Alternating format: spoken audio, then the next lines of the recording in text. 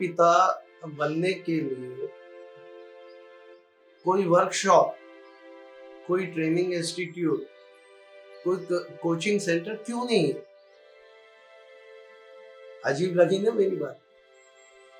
नमस्कार दर्शकों, मैं ज्योतिषाचार्य रवि एक बार पुनः अपने चैनल पर आप सभी का हृदय से स्वागत करता हूं। साथ ही जिन्होंने मेरे पिछले वीडियोस को नहीं देखा है, डिस्क्रिप्शन में या आई बटन पर जाके मेरे उस वीडियोस को जरूर देखें ताकि आज के विषय को समझने में उन्हें आसानी हो। आप देश को, समाज को, अपने कुटुंब को एक शिशु, एक संतान देने वाले, वो संतान कल देश का, समाज का एक हिस्सा बनेगी।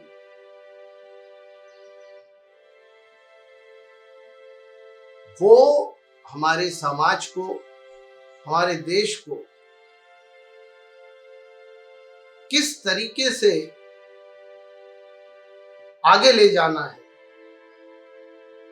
उसका पूरी व्यवस्था का एक हिस्सा बने। वो संतान कैसी पैदा हो, इसके ऊपर कोई वर्कशॉप क्यों नहीं है?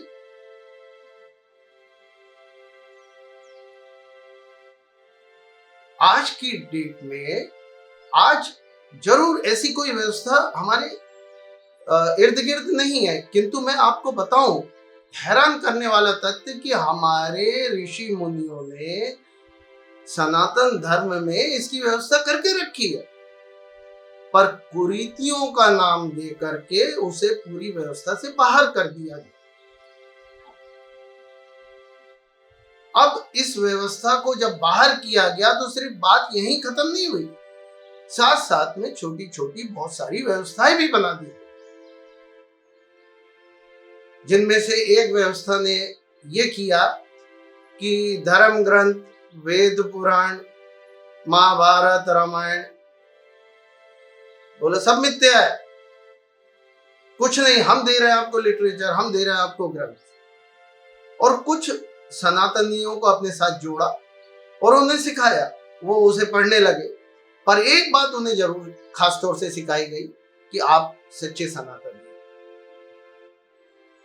दूसरी व्यवस्था में यह बोल दिया गया कि हवन, यज्ञ, पूजा पाठ, मंदिर जाना क्यों कर रहे हो? ये सब इसकी आवश्यकता नहीं है, हम बताते हैं आपको कैसे क्या करना है। और उन्हें भी यही बताया गया कि सच्चे सनातनी, असली सनातनी आप ही हो। और भी कुछ व्यवस्था, जिनमें से एक व्यवस्था में तो ये कह दिया गया कि मूर्ति पूजा तो व्यर्थ है। हैरान करने वाली, महाभारत में, रामायण में खुद रावण ने, राम ने, पांडवों ने जगह जगह पे वर्णन है कि शिव की और दूसरे देवों की मूर्ति की पूजा करी है, पर उसे मिथ्या ठहरा के और उनको भी ये बता दिया गया कि आप बस पूजा करें तो जो आज जीवित है, ये जो पात्र है ही नहीं आज की डेट में, उनकी पूजा, उनकी अर्चना क्यों करनी। और कुछ लोगों को बैठा दिया, उनकी पूजा अर्चना चालू कर दी और उनको भी यही बता दिया गया कि आप सनातनी। और जो सनातनी थे, जो उन व्यवस्थाओं को पहले से मान रहे थे, वो तो थे ही। अब इन चारों पांचों के बीच में मतभेद हो, सब अपने अपने को सनातनी कहने लगे, पर व्यवस्थाएं तोड़ दी गई। कहा जाता है ना कि किसी समाज का, किसी व्यक्तित्व का अगर सर्वनाश करना हो, अगर आपको उसका विनाश करना हो, सर्वनाश करना हो, तो उसके धर्म को बिगाड़।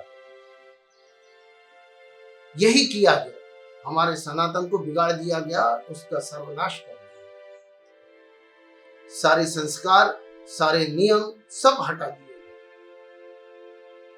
चलिए मैं अपने विषय पे आता हूं।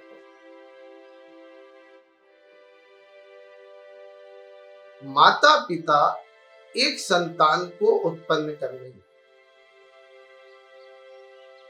इसको ऐसे समझिए कि एक माली है, उसके पास एक बीज है, उस बीज को वो बोने जा रहा है, सबसे पहले वो बीज को ले जाके सीधा जमीन में नहीं बोएगा।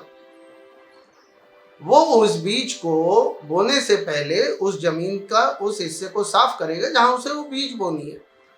फिर थोड़ा सा जमीन को उकेरेगा, उसमें थोड़ा सा खाद पानी वगैरह डाल के उसकी उर्वरक शक्ति बढ़ाएगा, उसमें से मिट्टी कंकड़ निकाल करके, और फिर बाद में उसमें बीज बोएगा और फिर उसमें से एक पौधा निकलेगा। विवाहिता जोड़ी, स्त्री पुरुष क्या करने जा रहे हैं? एक पुरुष अपनी पत्नी के गर्भ में शिशु रूपी बीज ही तो बोने जा रहा है। आप मेरी बात को समझने की कोशिश कीजिए। शिशु रूपी बीज को वो बोने जा रहा है, पर उसने तैयारी कुछ नहीं कर, कोई तैयारी नहीं थी उसकी, क्योंकि उसे कुछ बताया ही नहीं गया।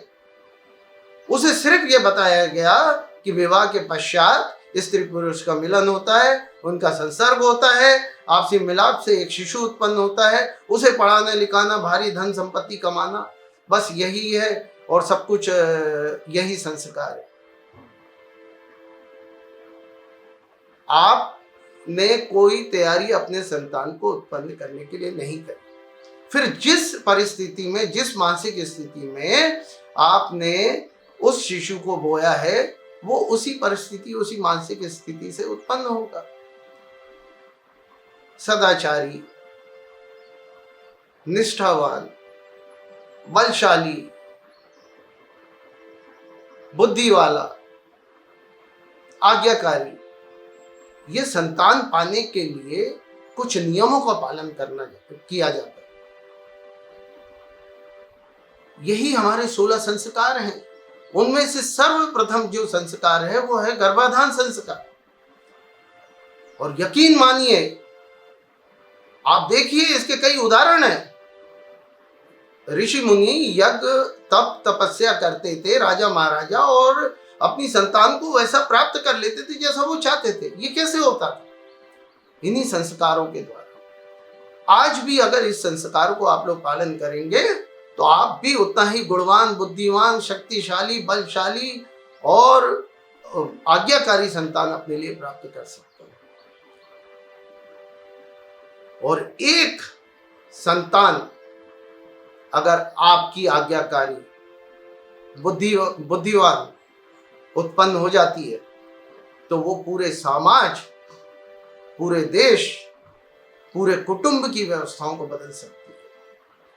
ठीक वैसे ही कि घोर अंधेरा छाया हो, अंधकार हो, कहीं कुछ नहीं दिख रहा, किंतु एक अकेला चांद अपनी रोशनी से उस अंधकार को समाप्त कर देता।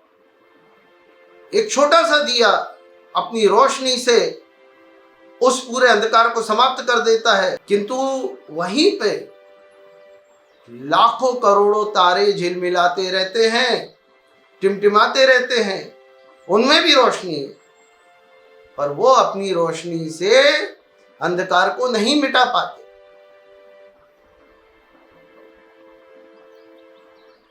करता था तो क्यों किया, अब कर क्यों पछताए, और बोया पेड़ बबूल का, आम कहां से खाए। दर्शकों, मैं शायद आपको अपनी बात समझा पाया हूंगा।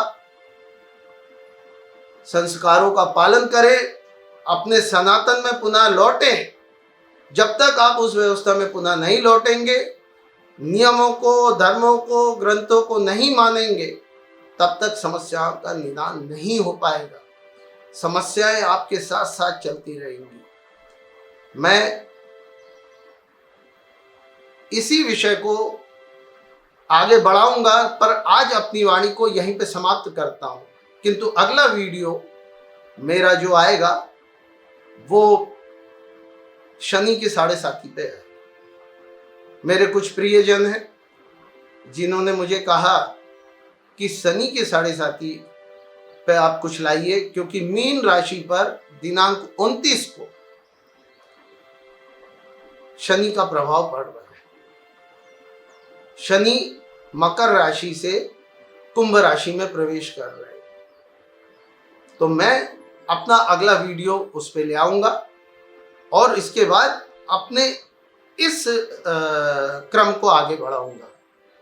आशा है आपको मेरी बात पसंद आई होगी। आप सभी खुश रहें, सुखी रहें, स्वस्थ रहें। इन्हीं कामनाओं के साथ आपसे विदा लेता हूँ। नमस्कार।